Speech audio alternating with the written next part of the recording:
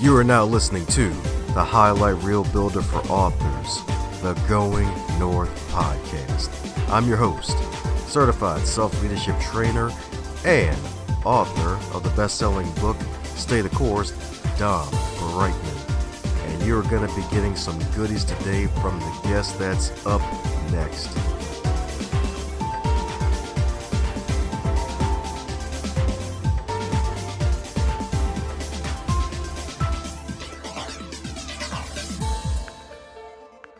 Coming back at you again, it's your one and only host, Dom Brightman of Going North, because today's episode is sponsored by the wonderful new merchandise, baby. We got some new merchandise indeed for the show. So if you're on the go, we got some mugs for you, got some t-shirts, some tank tops, some hoodies to keep you warm, some notebooks, some stickers, heck, even some pins too, even some magnets for your fridge. So go on ahead, check out the show notes and click on that link and you will be taken to a wonderful site called tpublic.com/store/Dom-Brightman, and you too will be able to cop yourself some great gear.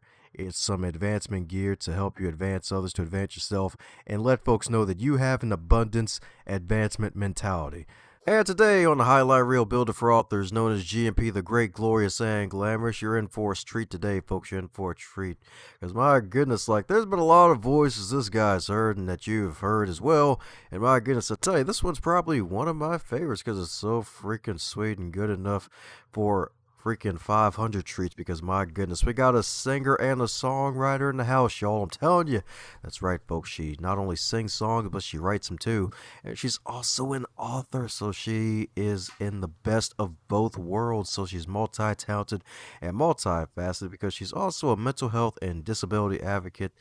And you can check out all of her freaking super special awesome stuff all on her wonderful website, which she's going to tell you all about after we get to know a little bit more about her journey, and what she has planned for the future. So let's give it up for the double H and not the triple H, Miss Heather Hutchison. How you doing today, Heather? Awesome. How are you?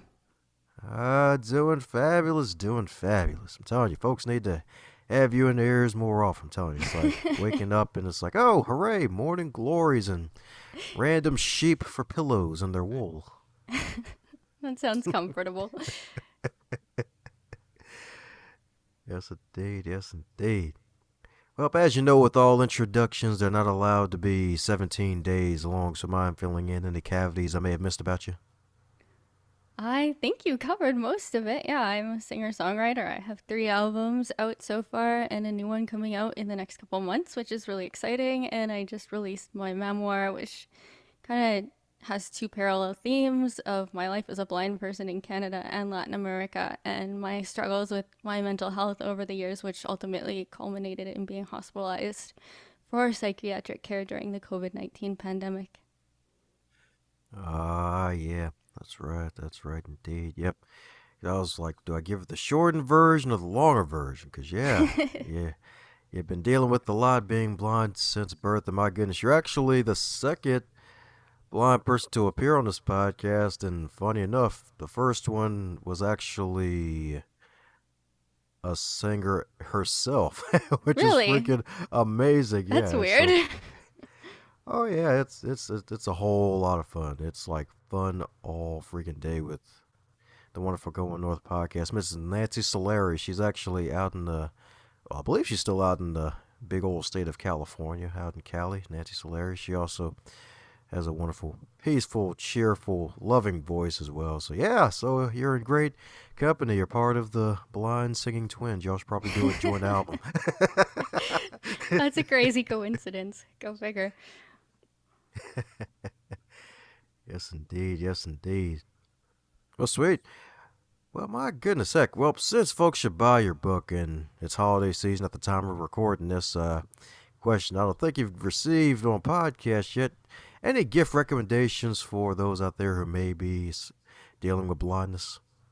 Gift recommendations. Oh gosh, no, I've never actually been asked that before. Maybe like an Audible membership is always good, or I don't. Pretty much anything you'd get like a sighted person. I don't think there's really anything. Like, I'm thinking of my Christmas list because, yes, I still make them. And no, there's like, yeah, Audible memberships, Amazon gift cards are always good. I think that's, I don't know. What do people want? Like, Christmas is weird because we're all adults now, so we kind of just buy what we want when we want to buy it. Oh yeah, that's right. That's right. Thanks to Amazon, Christmas can be every day with 2-day shipping. Yeah, exactly. So, not right now, apparently. They're taking like 2 weeks to ship Prime stuff. It's crazy. Well that's good. Give the drivers a freaking break. Like give them Yeah. a bit of a reprieve. Like let them at least Well, take a pee break. yeah, totally. Here in Canada, I don't know, maybe you guys still have 2 day shipping there. uh, and again, the snow is a lot more ready, willing, and appearing a lot more in the great country of Canada. Since you're Yeah. further up north than me.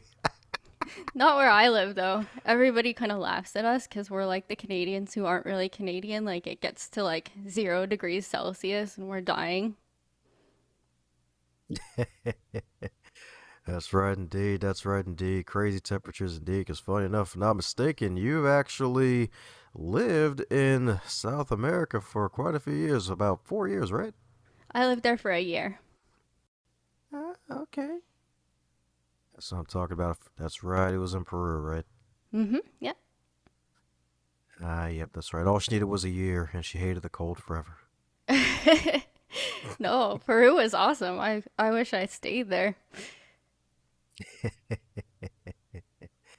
Yeah, don't blame you.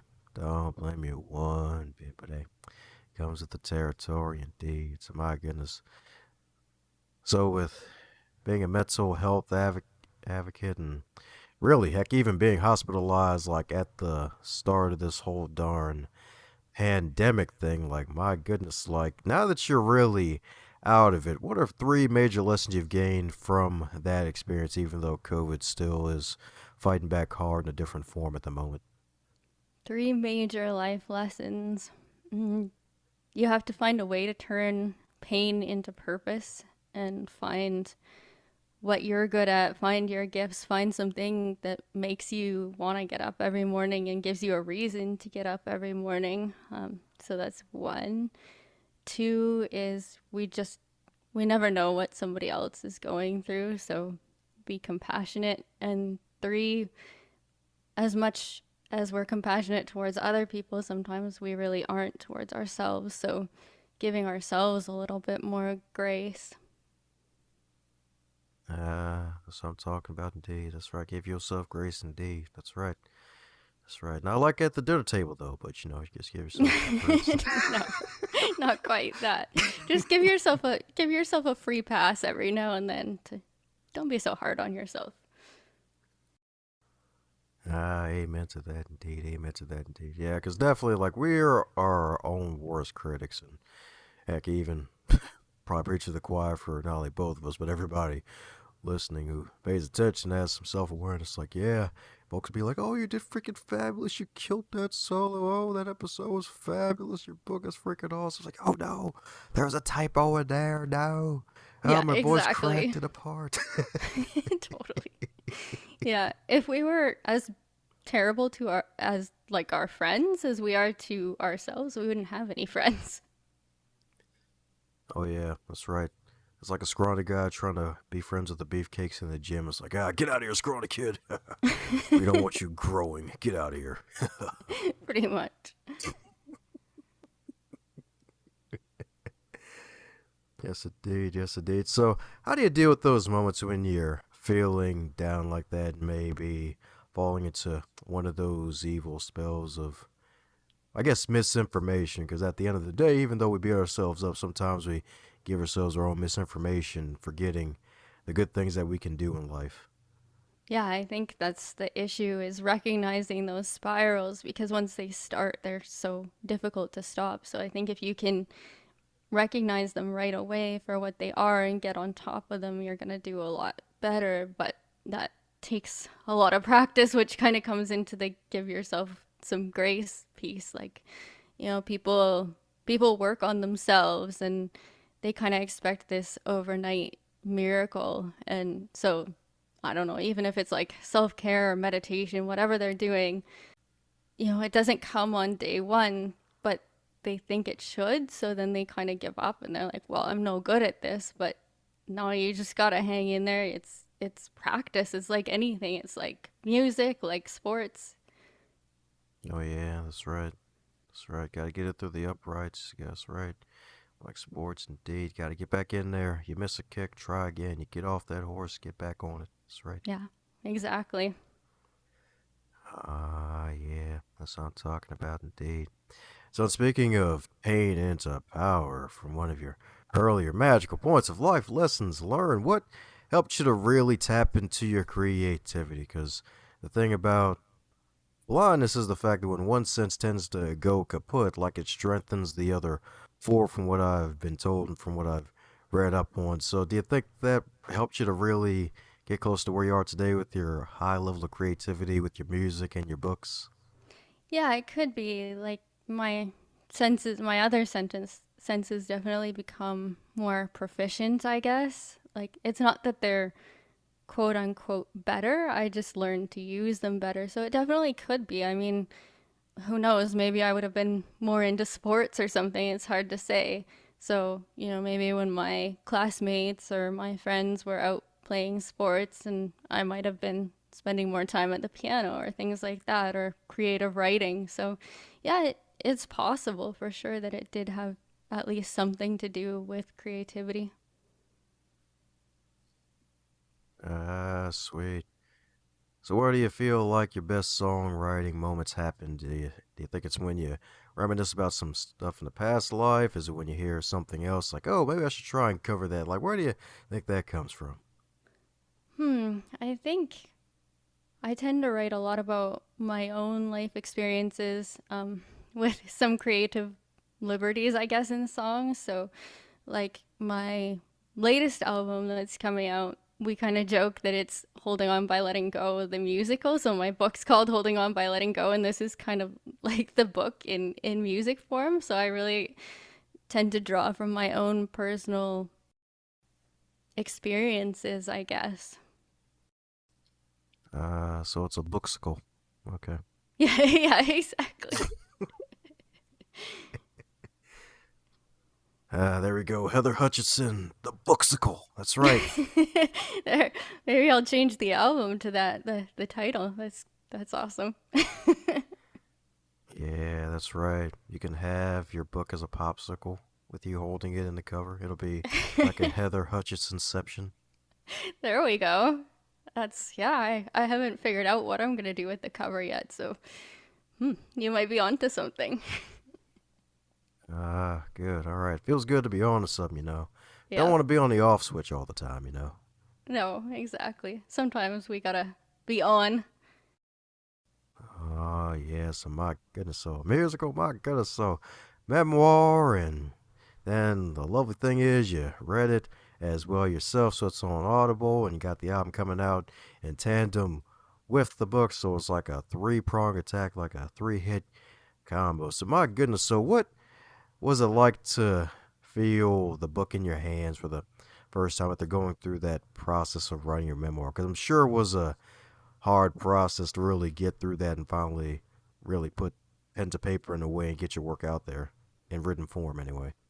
Yeah, it was. I mean, I had experience doing it with albums, but it was a bit of a different process, and it was definitely more work than I had anticipated. But actually holding the book in my hands, I mean, it's been like that with each of my albums, but I would say it was maybe a little bit even more personal with the book just because it was so, I wasn't in songwriting, you can kind of hide behind metaphors a little bit more, but in a memoir, you're speaking your truth. And so it makes it really personal and it makes it really scary, but it also makes it, I think, extra rewarding when you do get to hold that book in your hands.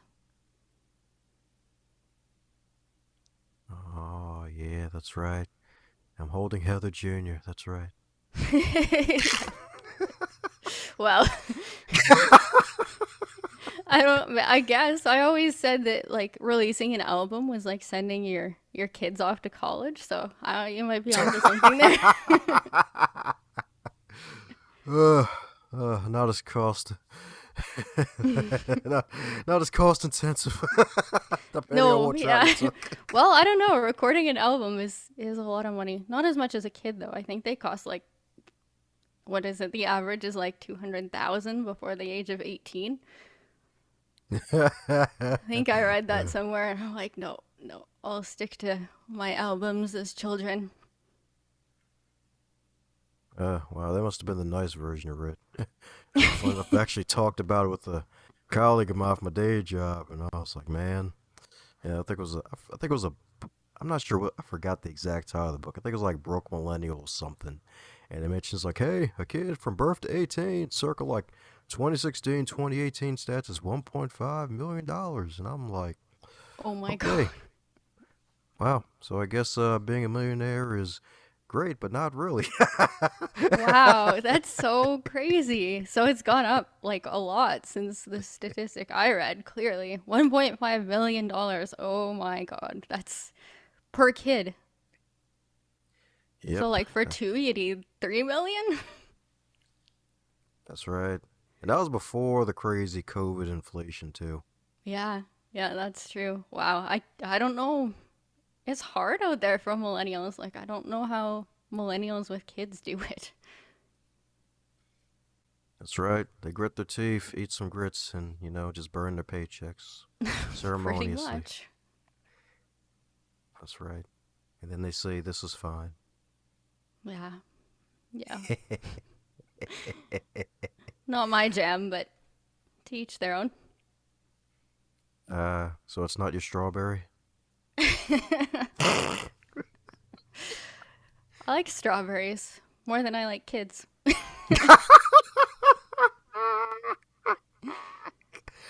There's a social media quote in there somewhere. I like strawberries more than I like kids. Yeah, very my insightful quote for the day.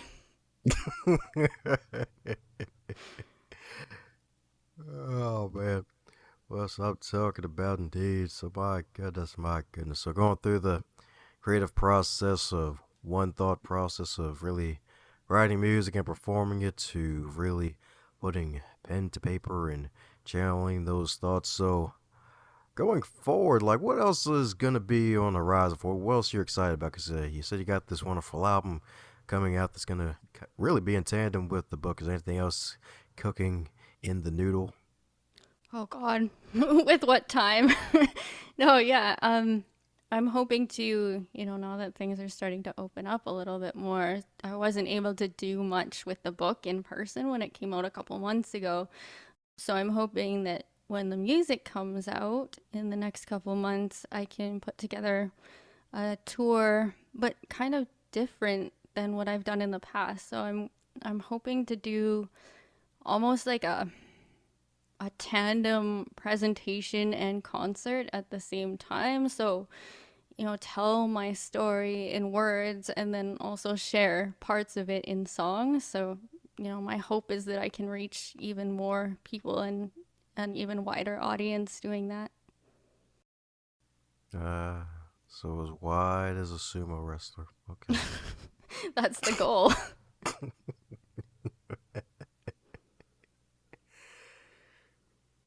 That's what I'm talking about indeed. That's what I'm talking about indeed. So my goodness, so since this is far from your first rodeo on these wonderful podcasts, is there a question that you wish you would be asked more often? Question I wish I'd be asked more often. Hmm. That's a hard one, which is funny because it's a question I've never been asked before, actually. A question I wish that was asked more often. I don't know. What's the difference between writing a book and writing songs? Sweet. All right, well, tell the folks who need to know for those aspiring to sing or maybe rap on some trap beats and mumble on. Well, I don't know anything about that. I can't give advice on that. I'm not gangster enough. Oh, don't worry, I'm just messing with you. So, what is the difference between songwriting and book writing?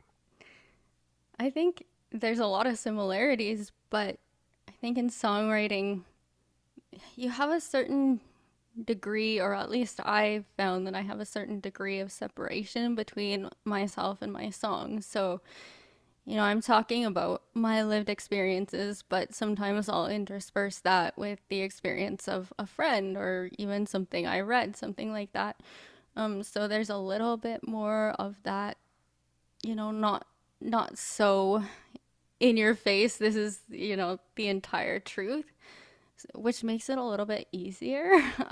But then with the book, it's it's all about you, right? Like you're not there's nothing you can hide behind. You're not telling about an experience you read about or, kind of interspersing that with your own personal life. You're telling kind of the whole truth as it is your truth. And that's hard. And people always ask me like, "Oh, have you written about me in your songs?" And it's a little bit like more ambiguous, I guess, but if they read the book, they kind of know if I've written about them or not. Like it's a lot more obvious. So that was really scary because when you're writing a memoir, you're writing about other people's lives as well that have intersected with your life. So it does affect other people, which is something that I really struggled with knowing how to handle that. Yeah, that's right indeed. That's right indeed. Yes, yes, indeed. They'll be like, man, they can't catch the sneak disses. That's good. All right, good. Yeah, exactly. Oh man. They're like, hey, did you write about me? Like, maybe. Yeah, I don't know. exactly. Maybe. You'll never know. Yeah, but then there's a book and it's like, that's about me. I know it is. And it's like, well, yeah. Exactly. They're like, man, to look at can't see I drop kick them by now for all that evil they done to me. Like, ah. Yeah, exactly. Well, those are the people that'll probably never read it. I actually had somebody like come out of the blue that I went to high school with and actually apologize to me about something they read in the book. So that was kind of funny. Sweet. Well, that's good actually, because it's like, oh wow, they felt remorse and they actually ended up reading about it. Heck, maybe even bought Yeah. the book too. So that's actually good. It's a way to give them some more understanding, indeed, some more understanding, indeed. Because yeah, like just because folks have a disability or a setback, that doesn't make them any less human. That probably makes them even more human than the folks who are fully have all their five senses. Because it's like, hey, they have a different view, at least from outside looking in. That's what I'm gathering here from what's going on. Yeah, yeah, like we don't want pity, we don't want to be treated differently. We just want the same opportunities really as everybody else has. Oh yeah, that's right. That's right. Opportunities ahoy. That's right. Opportunities ahoy. Especially when it's opportunity ahoy with this wonderful question I've been torturing guests with. So, if your wonderful book was a food item, what would it be and why? Wow, that is something I've never been asked before. That's a good question. Uh, I don't know. What is something that has like maybe a layer cake because there's kind of two. No, I'll go with what we were talking about earlier. It's a pie because there's kind of, like you have the crust, which is the one theme, and then you have this other theme kind of intersecting with it, the interplay between the pie filling and the crust. I don't know. So Heather Pie. That's right. Doesn't sound very appetizing, but Oh no, it's appetizing. It's a memoir. It's good stuff. yeah, everyone loves some good gossip. There you go. Turn from the gossip to the ghost spell, right? Yeah, exactly. Something like that. That's right, folks. That's right. So this book is a nice cherry pie, y'all. That's right. It's got the crust, y'all. It's got the nice filling. Because Heather fills it herself, y'all. That's right. That's right indeed. That's right indeed. The pages are filled, y'all. That's right. Might put some whipped cream on there. Be like, yeah. Oh, yes, totally. Some vanilla ice cream. I'm gonna have to like go get a pie after this. All this pie talk. Yeah. One of the side effects of this podcast, it's where your doorknobs become corn cobs, and we talk about food, and you end up leaving the recording session hungry. Yeah, exactly. I definitely want pie now.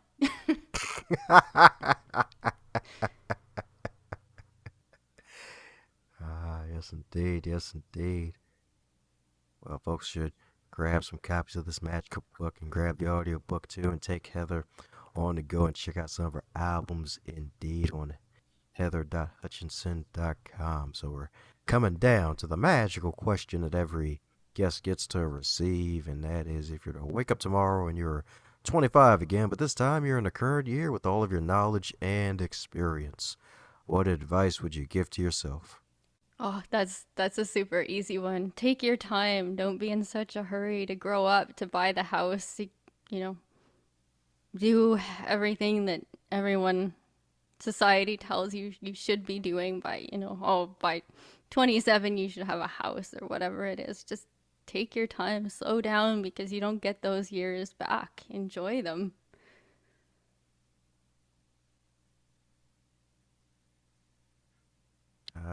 That's what I'm talking about indeed. And folks are like, man, what the heck is she talking about? She sounds freaking 23. Like, come on now. Not quite. But yeah, I hear that a lot. Like sometimes I answer the phone and the person on the other end will be like, "Is your mom home?" Like, no. Thanks a I am the lot. mom. Yeah, exactly. That's right. Just add the bass to voice like I am the mother. Yeah, they probably just hang up, which would not be a bad thing actually. Should give that a try. Yep. Introvert's dream come true. That's right. It's like Yeah, if we decide to pick up exactly. the phone. Yeah, it's like that weird thing like, oh, nobody's texting me and then somebody texts you and you're like, wow, why are they texting me? It's like, hey, dot, dot, dot. There's a camel outside. Yeah, introvert problems. That's right. It's like, ugh, I don't want to people today, even Yeah, though I am a people. exactly. There's a meme that's like, I can't go outside today. It's too peoply out. That's right. I like that one. I kind of want a t-shirt of it. See, there you go. That's right. So there you have it, folks. That's a gift to send Heather in the mail to her P.O. box, y'all. That's a t-shirt with that meme on it. That's right, indeed. That's right, indeed. So for those who want to keep in magical contact with the Heavenly Heather herself and all the stuff that Shay's doing, what's the best way for folks to do so? Probably the easiest way is to visit my website at www.heather-hutchison.com, Hutchison. And on there, there's links to my book, my music, all my social media accounts. It would be great to connect with anybody on Facebook, Instagram, YouTube. There's also a link to my mailing list if you want more information about what I'm doing in your inbox so you don't have to go on social media. Spend time doom scrolling. I hate social media now. Ever since the pandemic. So I've been like really a fan of email lists lately because you get the info without all the crap. But I digress. Oh, come on. You don't want to see the ads for random plushies that look like goats? No, not really. It's more all the COVID hysteria, and here there's been a lot of flooding in my province, so everybody's talking about that. It's just It gets to be too much. Oh, sorry to hear that. Well, even though there's some flooding in that province area, folks need to flood over to Heather's site and flood into her email list. Join the inbox. I'm telling you, slide into the mailing list so that way you can get some good stuff in your inbox. You'll be inside your inbox, y'all. That's right. That's right. You get the goods indeed. That's right. All the goodies indeed. There might even be a sweet potato pie next to the cherry pie of her book. You never know. Oh, that sounds, hmm. Maybe that's the music part? Ah, that's right. Because she does have a sweet voice when it comes to singing, too. Well, voice, period. Talking and singing. I'm definitely a fan of both. So that's right, folks. She's a walking sweet potato and cherry pie, y'all. I don't think I've ever eaten a sweet potato pie. Oh, God, you're missing stuff. Am I? I don't know. Like, I feel like that would be kind of weird, but I mean, I'm not really sure. I'd be down to trying it. Now I think I have to. That's right. Sweet potato pie. Have it shipped over. It. Hopefully they won't call it contraband. Hopefully not. Yeah, I don't know that I've even seen a sweet potato pie in Canada. Maybe I'm just like oblivious, but I don't really think that's a thing here. Eh, probably true. I know poutine's a thing, and apparently instead of Smarties, they're called rockets up there.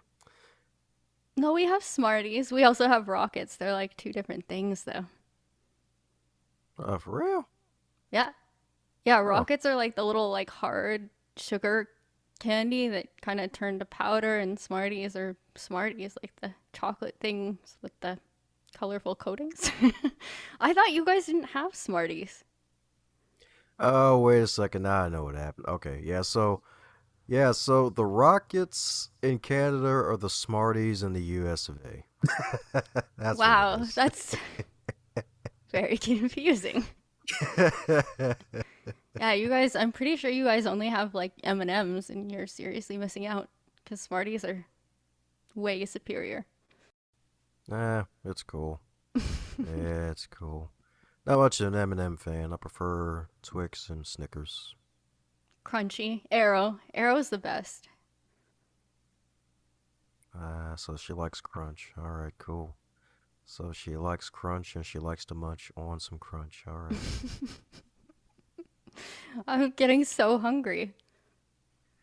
That's right. It's one of the many trapdoors of appearing on this show. Apparently, yeah. I should have not eaten dinner.